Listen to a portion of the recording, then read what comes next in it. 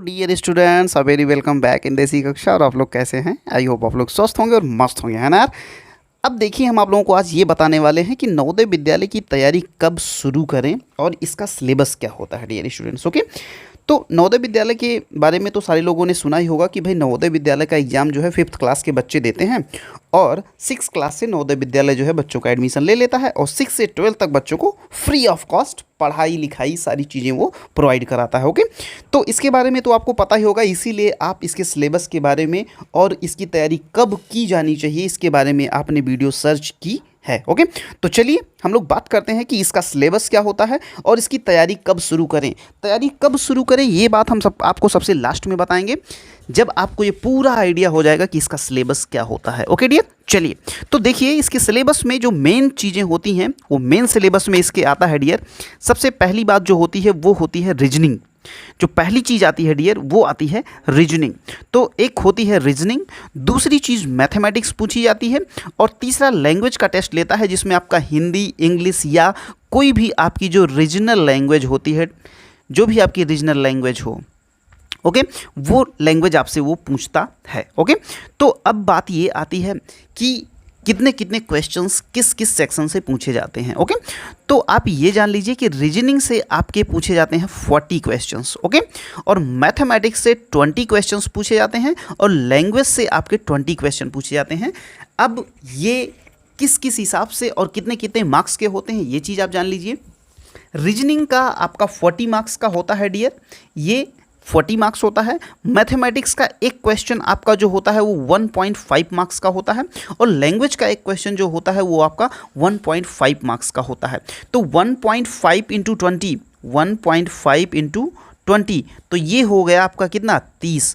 तो 30 मार्क्स की आपकी हो गई लैंग्वेज और 30 मार्क्स का आपका हो गया गणित यानी मैथमेटिक्स। तो 30 कितना हो गया 60 और एक एक नंबर की 40 रीजनिंग क्वेश्चंस आते हैं।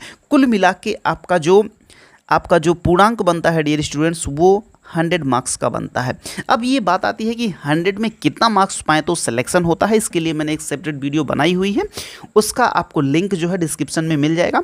ओके, आप वहाँ से जाके देख लीजिए। नहीं तो वैसे भी जानिए, ये बिल्कुल ये मान के चलिए कि आप अगर 90 प्लस हैं, अगर आप 90 प्लस हैं या 95 प्लस हैं, तभी आप ये मान के चलिए कि आपका सिलेक्शन होगा। अदरवाइज आप ये बिल्कुल मत मानिए कि आपका सिलेक्शन होगा, क्योंकि नंबर ऑफ़ कैंडिडेट इतना ज़्यादा होते हैं कि ये परीक्षा ऑटोमेटिकली अपने आप ही टफ बन जाती है। ओके, अब आइए हम लोग देखते हैं 1 बाय 1 करके कि किस किस तरीके का सिलेबस होता है। तो सबसे पहला जो हम लोगों ने देखा था डियर, रीजनिंग में हमने आपको बताया ना, रीजनिंग में हमने आपको बताया था कि 40 क्वेश्चंस आते हैं। अब ये जो 40 क्वेश्चंस आते हैं डियर, ये आपके 10 सेक्शन से आते हैं। ये आपके कितने सेक्शन से आते हैं? 10 सेक्शन से। जो पहला सेक्शन होता है वो आपका वर्गीकरण का होता है, दूसरा सेक्शन जो होता है वो आपका समान आकृति का, तीसरा जो होता है डियर स्टूडेंट्स, तीसरा जो सेक्शन होता है आपका वो आकृति पूर्ति का होता है, चौथा आकृति श्रृंखला का होता है, फिर समरूपता, फिर ज्यामितीय आकृति का पूर्ण करना, दर्पण यानी कि जो आपका मिरर रीजनिंग होती है वो आती है। इसमें फिर आता है कागज़ का मोड़ना और काटना यानी कि जो है पेपर कटिंग एंड फोल्डिंग का आता है, फिर आकृति निर्माण का आता है और फिर लास्ट में डियर स्टूडेंट्स आपका आता है सन्निकट आकृतियाँ। अभी हम आपको सारी की सारी चीज़ें दिखाएंगे कि कैसे कौन सा रीजनिंग किस तरीके का होता है, वो भी हम आपको दिखाएंगे। पहले एक बार आपको आइडिया आ जाए। तो इस तरीके से जो ये 10 टाइप की रीजनिंग है डियर, इन 10 से 4 क्वेश्चन आते हैं और कुल मिला के हो जाता है आपका 40 क्वेश्चन। ओके, तो यानी कि ये जो 10 टाइप की आकृतियाँ आपके सामने लिखी गई हैं, इन 10 से 4 टाइप का आकृति आपसे पूछा जाता है, 4 टाइप की आपसे रीजनिंग पूछी जाएगी। ये कंप्लीटली आपका हो जाएगा 40 मार्क्स का। ओके, तो ये हो गया आपका रीजनिंग वाला पोर्शन। आपका क्या हो गया? रीजनिंग वाला पोर्शन हो गया डियर। इसके बाद आता है मैथमेटिक्स का पोर्शन। अब मैथमेटिक्स के पोर्शन में आपसे नंबर सिस्टम के बारे में बात करता है, यानी कि संख्या पद्धति के बारे में आपको पूरी जानकारी होनी चाहिए। आपको पूर्ण संख्या यानी कि टाइप ऑफ नंबर्स कितनी होती हैं, किस तरीके पे उनके जैसे एडिशन, सब्ट्रैक्शन, मल्टीप्लिकेशन, डिवीजन, ये जितनी भी इस पर जो है ऑपरेशंस किए जाते हैं वो सारे ऑपरेशंस आपको पता होने चाहिए। आपको फ्रैक्शन अच्छे से आना चाहिए। आपको डेसिमल नंबर्स और उस पर जो ऑपरेशंस होते हैं, एडिशन, सब्ट्रैक्शन, मल्टीप्लिकेशन, ये आना चाहिए डियर। आपको जो है फ्रैक्शन और डेसिमल फ्रैक्शन कैसे एक दूसरे में कन्वर्ट किया जाता है, कैसे फ्रैक्शन को डेसिमल में, कैसे डेसिमल को फ्रैक्शन में, कैसे मिक्स फ्रैक्शन, और इस पे प्लस, माइनस, मल्टीप्लिकेशन और डिवीजन, ये सारे के सारे ऑपरेशंस कैसे वर्क करते हैं। फिर आपको फैक्टर आना चाहिए, यानी कि गुणनखंड और गुणज ये आने चाहिए, यानी कि ये हो गया 6। सातवां टाइप आपका एलसीएम और एचसीएफ होता है डियर स्टूडेंट्स, एलसीएम और एचसीएफ आपको आना चाहिए। उसके बाद आपको ये यूनिट्स का कन्वर्जन आना चाहिए, जैसे मिलीमीटर को सेंटीमीटर में, मीटर लीटर को डेकालीटर, है ना, मिलीलीटर, सेंटीलीटर, कैसे इन सारी चीज़ों को, उसके बाद फुट, वर्ग फुट, ये सारी चीज़ें, यानी कि आपको मापन का संख्याओं के अनुप्रयोग, यानी कि मापन में संख्याओं का अनुप्रयोग कैसे एक दूसरे में कन्वर्ट किया जाता है। फिर बहुत अच्छे चैप्टर्स होते हैं इसमें, चाल, दूरी और समय, यानी कि डिस्टेंस, है ना, डिस्टेंस, स्पीड और टाइम का, डिस्टेंस, स्पीड और टाइम के क्वेश्चंस भी आपसे पूछे जाते हैं डियर। फिर आपको सन्निकट मान के बारे में पूछा जाता है। उसके बाद आपको सिंप्लीफिकेशन यानी सरलीकरण बहुत ही बेहतरीन ढंग से आना चाहिए डियर। प्रतिशत और उनके अनुप्रयोग आपको आना चाहिए बहुत बढ़िया से। लाभ हानि यानी कि प्रॉफिट एंड लॉस आना चाहिए आपको सिंपल, है ना, सिंपल इंटरेस्ट आना चाहिए, यानी साधारण ब्याज के बारे में आपको पूरा आइडिया होना चाहिए। ओके, उसके बाद इसमें एक चीज़ नहीं बताया है, work and time dear, work and time का भी इसमें क्वेश्चन पूछा जाता है। ये मान लीजिए ये 17 नंबर टॉपिक हो गया। उसके बाद ये देखिए परिमाप, क्षेत्रफल और आयतन, बेसिकली ये तीनों एक में दे दिया है, लेकिन ये तीनों अलग अलग चैप्टर होते हैं और इस पर ज़बरदस्त सवाल पूछे जाते हैं, बहुत ही बेहतरीन क्वेश्चन इस पर बनता है। और लास्ट में आपसे आंकड़ों का चित्रमय प्रदर्शन पूछा जाता है, यानी कि आपसे डेटा हैंडलिंग वाले क्वेश्चंस पूछे जाते हैं। बेसिकली ये क्वेश्चन जो होते हैं वो डेटाबेस होते हैं। ओके, तो अभी आपको एक बेहतरीन आइडिया आ जाए, इसलिए लास्ट में हम आपको एक मॉडल पेपर भी इसका दिखाएंगे। आपको पूरा आइडिया हो जाएगा कि भाई कैसे कैसे क्वेश्चन आते हैं और कैसे क्वेश्चन नहीं आते हैं। तो ये रहा डियर स्टूडेंट्स, ये रहा आपका मैथ्स वाला पोर्शन। ओके, अब ये मैथ्स में क्या होता है कि इसके 20 क्वेश्चन पूछे जाते हैं और सारे के सारे क्वेश्चन आपके 1.5 मार्क्स के होते हैं। इस तरीके से आपका 30 मार्क्स का जो होता है ये मैथमेटिक्स वाला पोर्शन कवर किया जाता है। ओके डियर, अब आइए हम आपको बताते हैं कि नेक्स्ट जो होता है वो भाषा परीक्षण या लैंग्वेज टेस्टिंग वाली बात आती है कि लैंग्वेज में अब जैसे अगर कोई बच्चा इंग्लिश मीडियम अगर सेलेक्ट करता है तो उसके लिए इंग्लिश में सारी बातें आती हैं। अगर वो अपनी रीजनल लैंग्वेज को सेलेक्ट करता है तो उसकी रीजनल लैंग्वेज में उसका पेपर आता है। वैसे अगर ज़्यादातर क्या है कि हिंदी भाषी क्षेत्र के लड़के ज़्यादा होते हैं, और वैसे भी भारत के सारे स्टेट्स, जितने भी स्टेट्स हैं, सारे स्टेट्स में नवोदय विद्यालय हैं और सारे स्टेट में नवोदय विद्यालय के लिए यही एक ही सिंगल परीक्षा होती है। हाँ, वहाँ पे लैंग्वेज को लेके क्या होता है, वहाँ की जो रीजनल लैंग्वेज होती है, रीजनल जो लैंग्वेज होती है उस लैंग्वेज में पेपर आता है। जैसे अगर आप तमिल या तेलुगु से बिलोंग करते हैं, है ना, कर्नाटका साइड से, तो वहाँ पे तमिल लैंग्वेज में आता है, असम का असमिया में आता है। तो ऐसे ही जहाँ पे जो रीजनल लैंग्वेज यूज़ करी जाती है वो रीजनल लैंग्वेज में वहाँ पे पूछा जाता है। ओके, तो इसमें दो तरीके की बातें होती हैं डियर। वैसे आता है आपका क्या आता है, आपका अपठित गद्यांश ही आता है। आपसे गद्यांश के बारे में पूरी जानकारी, एक गद्यांश आपको दिया जाएगा, यानी कि एक कहानी दी जाएगी, उस कहानी को पढ़ के आपको आंसर्स देने रहेंगे। तो ये हुई थोड़ा सा बेसिक जानकारी कि सिलेबस क्या होता है। तो सिलेबस के बारे में जैसे मैंने आपको बताया, आपको सारी बातें समझ में आ गई होंगी कि भाई सबसे पहले तो आपने ये देखा कि भाई इसमें क्या होता है, एक रीजनिंग वाला पोर्शन होता है, एक मैथमेटिक्स वाला और एक लैंग्वेज वाला पोर्शन होता है। कुल मिला के ये पेपर जो होता है वो 3 सेक्शंस में बटा होता है। लेकिन यार अभी आप बोलोगे कि भैया जब तक आप वो नहीं दिखा देते, कहते हैं मॉडल पेपर नहीं दिखा देते, तब तक मज़ा नहीं आएगा। ओके, तो चलिए डियर हम आपको मॉडल पेपर भी दिखा देते हैं। ओके, चलिए। तो डियर स्टूडेंट्स मैंने आपके लिए एक मॉडल पेपर 2023 के लिए मैंने एक डिज़ाइन करके एक रखा है, एक मॉडल पेपर। उसमें हम आपको ये दिखाएंगे कि किस तरीके के क्वेश्चंस आते हैं। तो देखिए, मैंने पहले ही बताया था आपको, जो पहला पोर्शन होता है वो आपका क्या होता है, रीजनिंग का होता है। तो रीजनिंग वाले पोर्शन में देखिए ये पहला भाग है रीजनिंग का। तो रीजनिंग में देखिए ये पहले टाइप की आकृति होगी जिसमें आपको भिन्न ढूंढना है। तो ये 4 तरीके की ऐसी आकृतियाँ आपको दी जाएंगी और इसमें आपको एक भिन्न आकृति छांटना रहेगा। ओके, अगर आपका इंटरेस्ट है तो आप पॉज करके इसको सॉल्व भी कर सकते हैं।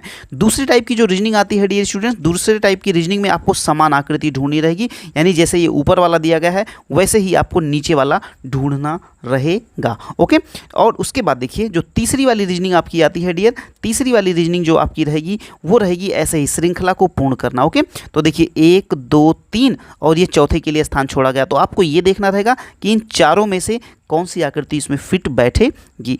चौथी टाइप की जो आकृति आती है डियर वो आपकी आती है कि नेक्स्ट कौन सा सीक्वेंस होगा, जैसे पहला ये हो गया, दूसरा ये हो गया, तीसरा ये हो गया, तो चौथा कौन सा होगा। अब इन चारों में से देखिए कौन सा होगा। ओके, आप वीडियो को पॉज करके एक बार इसका लुत्फ उठा सकते हैं आराम से, कोई दिक्कत नहीं है डियर। ओके, चलो कम ऑन।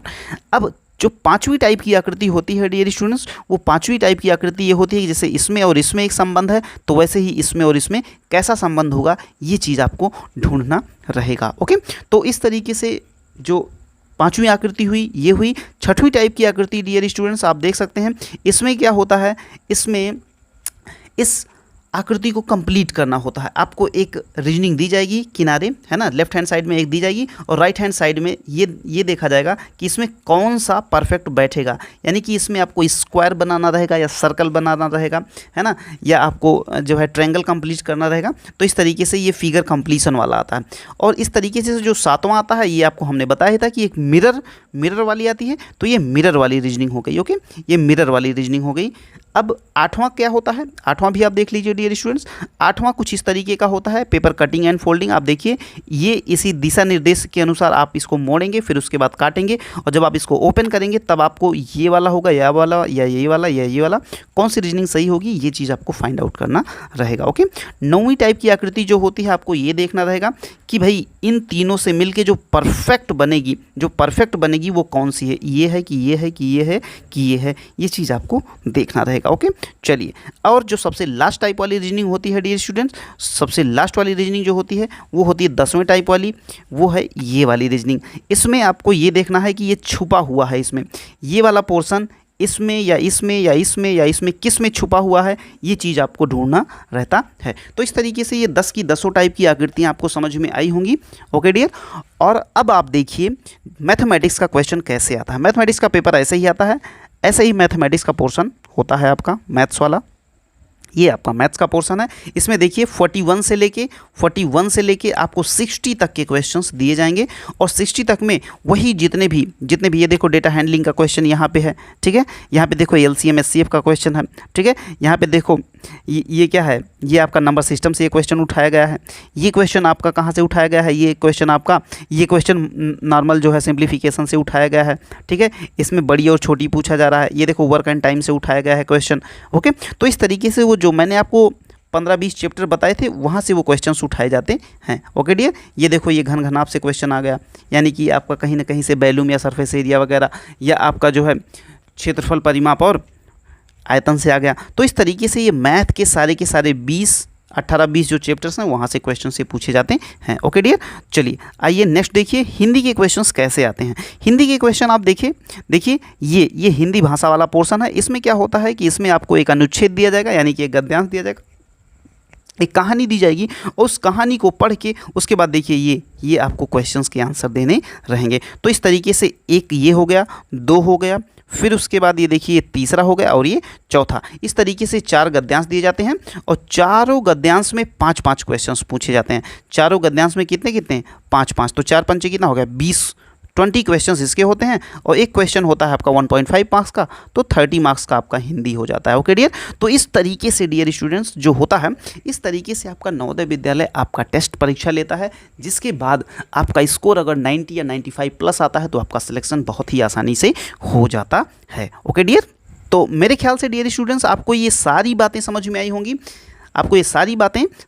होंगी, डियर स्टूडेंट्स। तो अब हम ये आशा करते हैं कि आपको ये वीडियो अगर इन्फॉर्मेटिव लगा हो तो आप इसको अपने दोस्तों में भी शेयर करिए, जिससे कि आपके भी दोस्त सारी बातें जान लें और आपके साथ वो भी तैयारी शुरू कर दें। ओके, तो बहुत ही प्यारा सेशन था ये। इस सेशन को आप लाइक भी करिएगा, और चैनल को अगर सब्सक्राइब ना किए हो तो सब्सक्राइब भी करिएगा, क्योंकि जितनी भी चीज़ें मैंने आपको बताया, चाहे वो रीजनिंग हो, चाहे वो हिंदी हो, चाहे वो मैथमेटिक्स हो, सारी की सारी वीडियो आपको देसी कक्षा के चैनल पे फ्री ऑफ कॉस्ट मिलने वाली हैं। और इस वीडियो के नीचे आप कमेंट जरूर करिएगा कि आपको किस पोर्शन में सबसे ज़्यादा दिक्कत होती है, और इस सेशन को आप लाइक ज़रूर करिएगा। चैनल को सब्सक्राइब नहीं किए हैं डियर स्टूडेंट्स तो आप चैनल को सब्सक्राइब कर लीजिए, जिससे कि अब की बार साल भर फिर से जैसे पिछली बार साल भर वीडियोस पड़ी थी, फ्री ऑफ कॉस्ट में सारी चीज़ें हुई थी, बहुत सारे बच्चों का सिलेक्शन अब की बार 101% होने वाला है यहाँ से देसी कक्षा के चैनल से। तो मैं चाहता हूँ कि अगले बंदे आप ही हों जिसका सिलेक्शन देसी कक्षा के चैनल से होने वाला